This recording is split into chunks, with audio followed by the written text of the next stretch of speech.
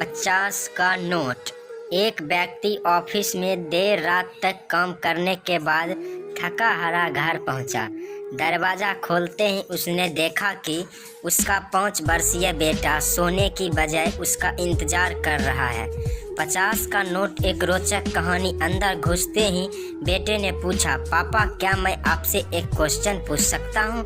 हाँ हाँ पूछो, क्या पूछना है? पिता ने कहा, बेटा पापा आप 1 घंटे में कितना कमा लेते हैं?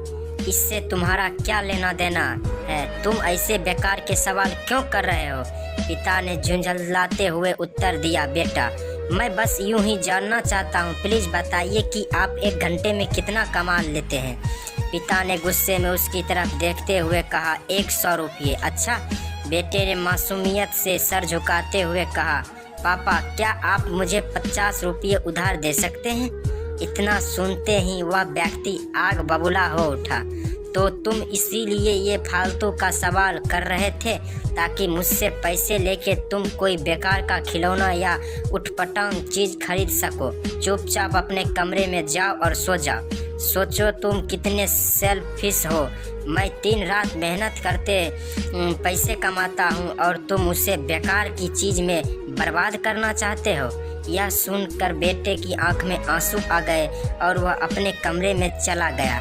व्यक्ति अभी भी गुस्से में था और सोच रहा था कि आखिर उसके बेटे की ऐसी करने की हिम्मत कैसे हुई।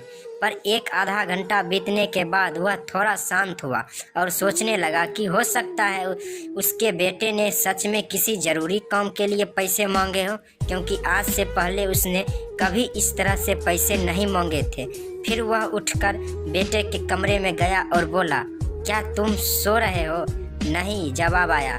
मैं सोच रहा था कि शायद मैंने बेकार में ही तुम्हें डांट दिया। दरअसल दिन भर में काम से मैं बहुत थक गया हूँ। व्यक्ति ने कहा, आई एम सॉरी, ये लो अपने 50 रुपये।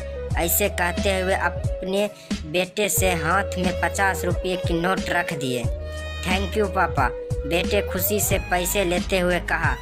और भी वह तेज़ी से उठकर अपनी अलमारी की तरफ गया। वहाँ से उसने ढेर सारे सिक्के निकाले और धीरे धीरे उन्हें गिनने लगा। यह देखकर व्यक्ति फिर से क्रोधित होने लगा। जब तुम्हारे पास पहले से ही पैसे थे तो तुम मुझसे और पैसे क्यों मांगे? क्योंकि मेरे पास पैसे कम थे पर अब पूरे हैं। बेटे ने कहा, पापा अब मेरे पास 100 रुपये हैं। क्या मैं आपका 1 घंटा खरीद सकता हूँ? प्लीज़ आप ये पैसे ले लीजिए और कल घर जल्दी आ जाइएगा। मैं आपके साथ बैठकर खाना खाना चाहता हूँ। दोस्तों, इस तेज़ी रफ्तार जीवन में हम कई बार खुद को इतना बिजी कर लेते हैं कि उन लोगों के लिए ही समय नहीं निकल पाते जो हमारे जीवन में सबसे ज़्यादा इम्पोर्टेंस रखते हैं। इसलिए हमें ध्यान रखना होगा कि इस आपाधापी में भी हम अपने माँ बाप, जीवन साथी, बच्चे और अभिन्न मित्रों के लिए समय निकालें, वरना एक दिन हमें भी एहसास होगा कि हमने छोटी मोटी चीज़ पाने के लिए कुछ बहुत बड़ा खो दिया है। तो दोस्तों, ये कहानी आपको कैसा लगा कमेंट करके ज़रूर बताइए। अगर अच्छा लगा होगा तो हमारे चैनल को सब्सक्राइब करना ना भूलिए और वीडियो को लाइक शेयर ज़रूर कीजिए। फिर मिलते हैं अगले वीडियो में।